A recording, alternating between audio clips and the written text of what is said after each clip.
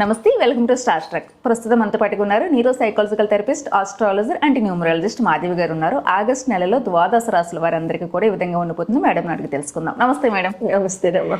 Madam, August నెలలో మకర రాశి వారందరికీ ఈ విధంగా ఉండిపోతుంది. ఆగస్ట్ నెలలో మకర రాశి వారికి అంటే మకర రాశి వారికి ప్రతి ఒక్క గ్రహం యొక్క సంచారాన్ని పరిగణనలోకి తీసుకుని 1st to 15, 16 to 31st మాట్లాడుకుందాం. 1st to 15th కనుక మనం పరిగణనలోకి తీసుకున్నట్లయితే, ముఖ్యంగా సూర్య భగవాన్ నుండి కనుక మన పరిగణనలోకి తీసుకున్నట్లయితే ఆయన మీకు సప్తమంలో గోచారం చేసుకుంటూ ముందుకు వెళ్తున్నారు. కాబట్టి ఉత్తరోత్తర మీకు మంత్ యొక్క సెకండ్ హాఫ్లో మీకు అష్టమానికి వెళ్ళిపోతారు. కరెక్ట్గా వరలక్ష్మి వ్రతం టైంకి మీకు అష్టమానికి వెళ్తారు. ఇక్కడ ఏమవుతుందంటే మీకు ఎంప్లాయీస్ యొక్క సపోర్ట్ అందకపోవడం కానివ్వండి, మీ సబార్డినేట్స్, మీరు ఎంప్లాయీస్ అయితే మీరు ఒక ఉన్నతమైన స్థానంలో ఉంటే మీకు సబార్డినేట్స్ ఉంటారు కాబట్టి, టీమ్స్ ఉంటాయి కాబట్టి అక్కడ మీకు సపోర్ట్ ఉండదు, బాసెస్ యొక్క సపోర్ట్ ఉండదు, కొంచెం హీటెడ్ ఆర్గ్యుమెంట్స్ ఉంటాయి, కొంచెం మీరు ఏదైనా కావాలని అడిగినా, లీవ్స్ కావాలని అడిగినా, సపోర్ట్ కావాలని అడిగినా, ఏదైనా అడిగినా ఏది ఉండకపోవడం అనేది ఇక్కడ జరుగుతూ ఉంటుంది. అది కాకుండా మీకు డైజెస్టివ్ ప్రాబ్లమ్స్ కానివ్వండి, ఇంటెస్టినల్ ఇష్యూస్ కానివ్వండి, అల్సర్స్ కానివ్వండి, లేకపోతే కడుపులో మంట కానివ్వండి, లేకపోతే కడుపు ఉబ్బరంగా ఉండి గట్టిగా తయారవడం కానివ్వండి, ఇలాంటి ఆస్పెక్ట్స్ ఎక్కువగా జరుగుతూ ఉంటుంది. ఇలాంటివి ఏమైనా ఉన్నప్పుడు please get yourself tested ఈ month. Until September 15th health issues are forcing. So కాబట్టి కొంచెం జాగ్రత్తగా ఉండండి. నాన్ స్పైసీ ఫుడ్ కన్జ్యూమ్ చేయండి.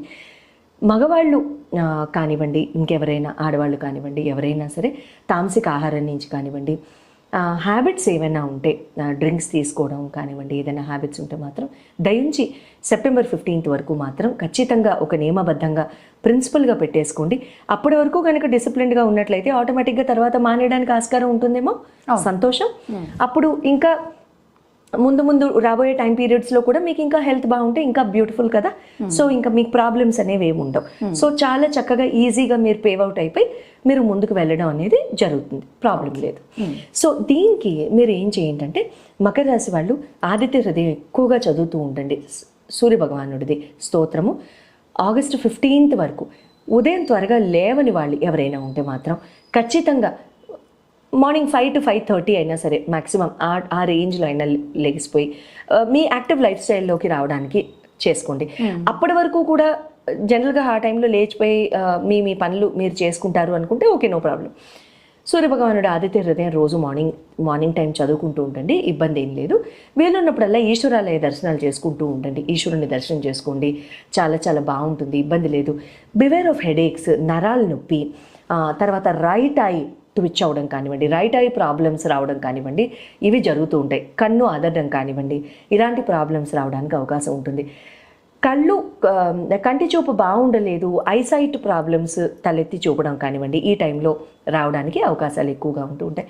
అటువంటివి ఏమైనా ఉన్నప్పుడు మాత్రం get yourself tested eye డాక్టర్స్తో కానివ్వండి, లేకపోతే ఇందాక నేను చెప్పిన ప్రాబ్లమ్స్కి అయితే ఆ స్పెషలిస్ట్ని కానివ్వండి. ఏది కూడా బ్యాక్ సీట్లో వేసేద్దా ప్రాబ్లమ్ని. అది ఎంతవరకు వీలుంటే అంతవరకు అటెండ్ అవ్వడానికి అవకాశం ఉండేలాగా చూసుకోండి, సరిపోతుంది. Remedy madam?